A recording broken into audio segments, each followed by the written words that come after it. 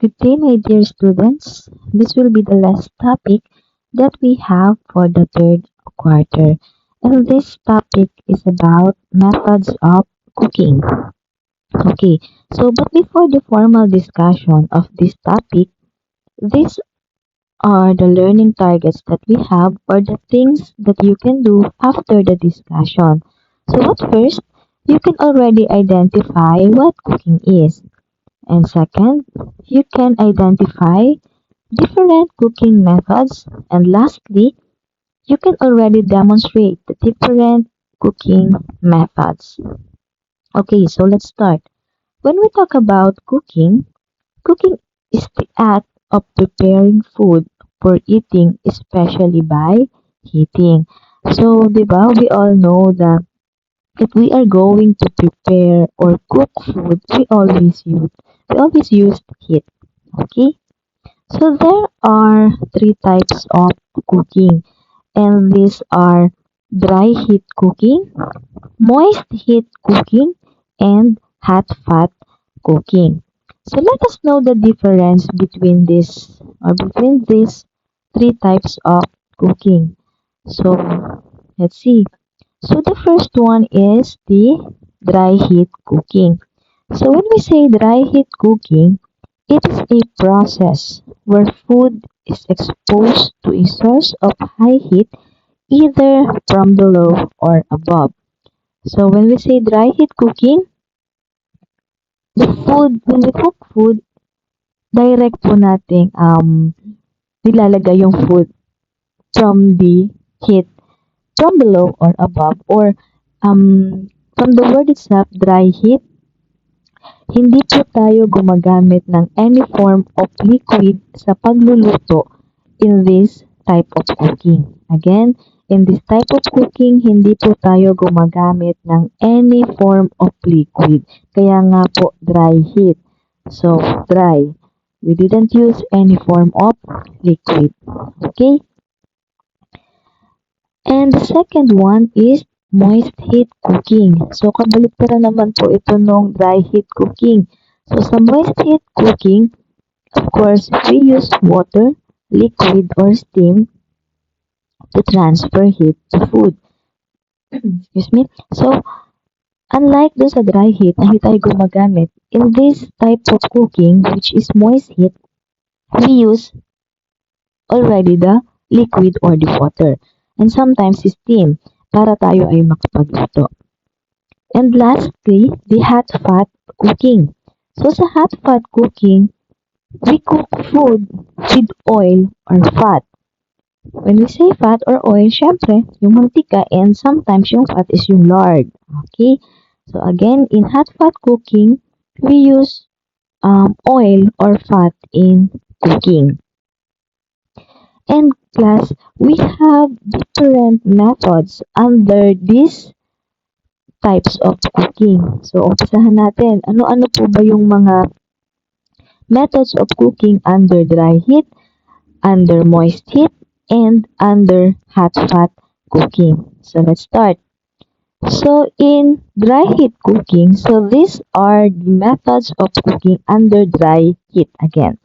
So, the first one is grilling.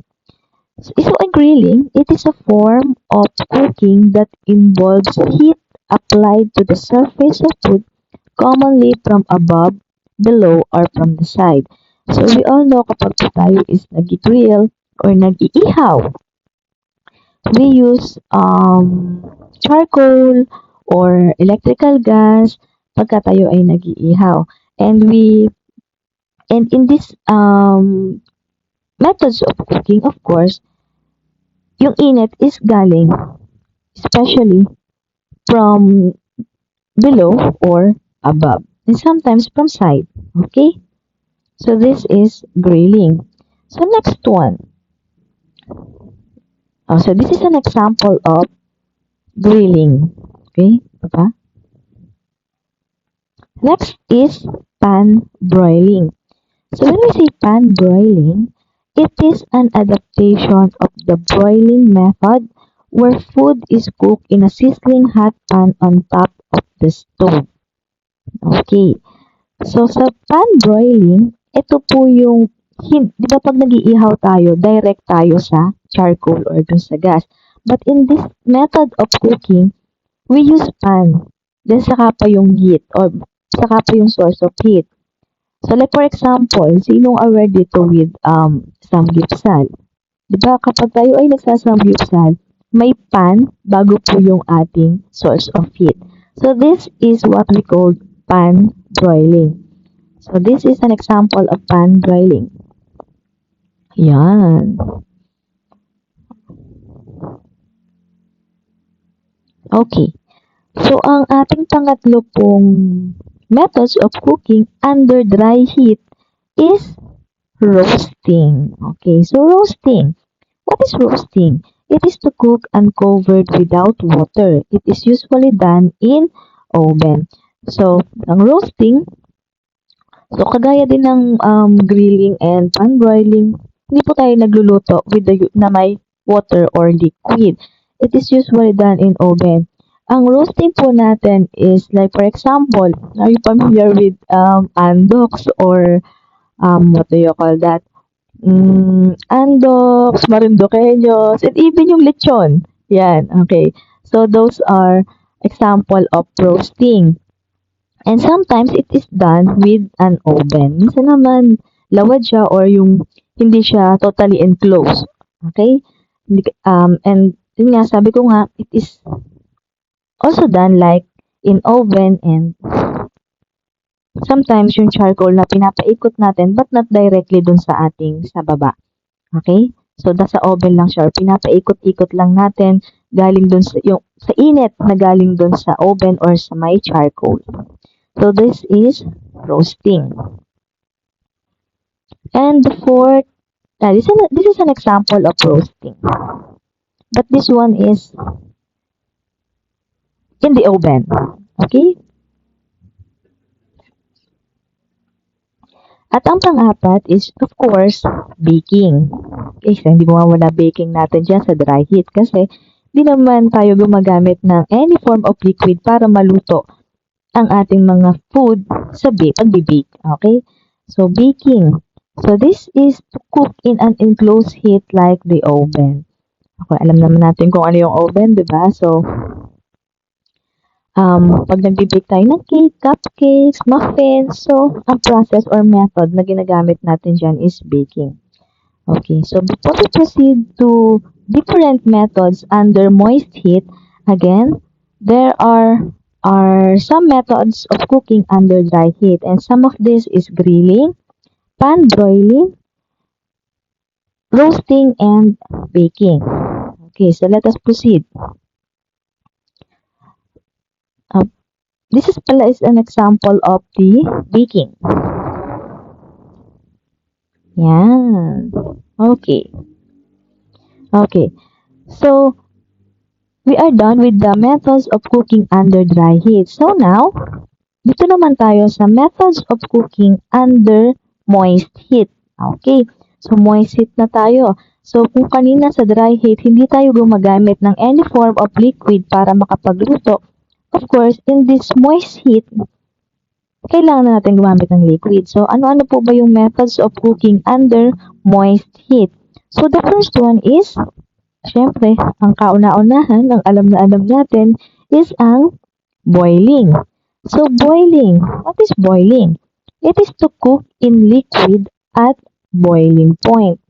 Okay, so alam naman natin na kapag tayo ay nag-boil or naglalaga, may tubig.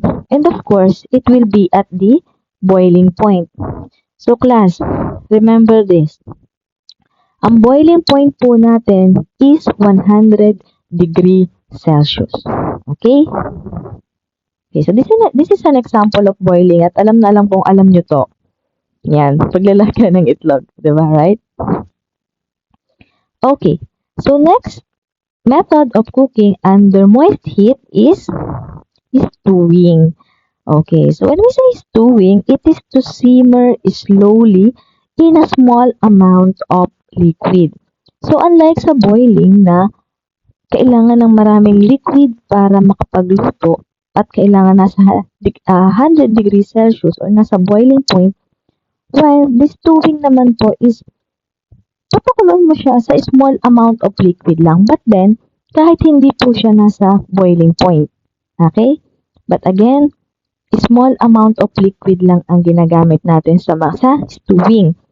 Sa stewing, ang mga example ng mga niluto dyan is adobo, apritada, caldereta, basta any food na may sarsa. Okay? So, yun po yung may stewing. Okay, so the third one, ito, example ng stewing. Okay. So, nagbo-boil siya, but in a small amount of liquid. Okay. So, next one is the steaming. Ayan. So, steaming. So, what is steaming? It is to cook in steam with or without pressure. So, kaya nga steaming, from the word itself, steam. So, yung ating pong pagkain, pagka ba nag-i-steam, kailangan ba ng water? Of course. Why? Kasi doon po nanggagaling yung steam na lumuluto sa pagkain. Okay? So, may liquid pa din. But then again, ang pagkain sa steaming is naluluto from the steam coming from the boiling water sa ilalim. Okay? So, yung singaw lang nung, kumbaga, di ba nag-i-evaporate yung ating water kapag kumukulo. So, yung singaw or yung steam na galing doon sa ating kumukulong tubig, yun yung lumuluto sa ating pagkain. And that is steaming. And ang mga pagkain nga example na luto sa steam is puto,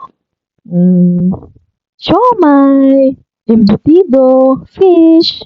Okay, ayan. So, ano pa ba? Dumpling. So, yan. Yun yung mga pagkain na luto to the use of steam. And this is an example of steaming. Ayan. Siopaw.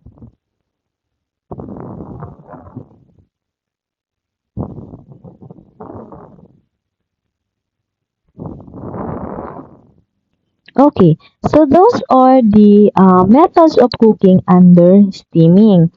So again, under po ng moist heat cooking, we have boiling, stewing, and steaming. Okay? So, dito naman tayo sa hot fat cooking. Again, kapag sinabi po natin hot fat, this type of cooking, we use fat or oil to cook. Okay. So, these are the methods of cooking under hot fat or hot fat. Okay, so the first one is of course, alam na natin ang frying. So, kapag po frying, of course, it is to cook in hot oil or something. And, of course, alam natin na kapag nagluluto tayo or nagpiprito, we use hot oil. Sometimes, maraming mantika para makapagprito, or sometimes, konti lang. Okay, but still, kapag nagpiprito tayo, we use oil or frying. Or kapag nagpa-fry tayo, we use oil. And this method is called frying. This is an example of frying. Ayan, nagpiprito tayo ng salmon.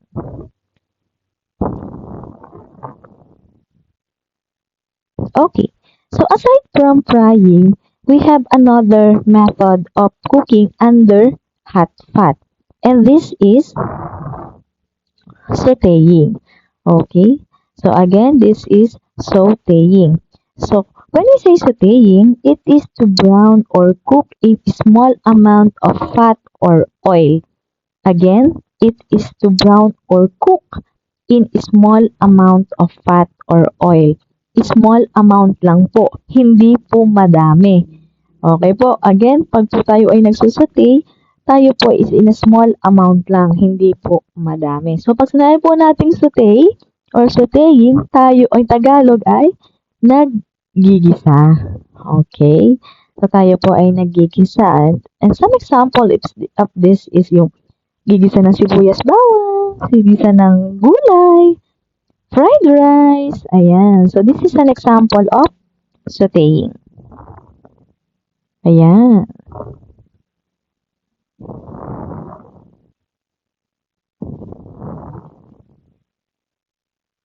Okay. Okay, so those are the methods of cooking under hot pot. Okay, so this is all about the methods of cooking. So thank you, my dear students, for your time to listen and to watch this discussion. Thank you.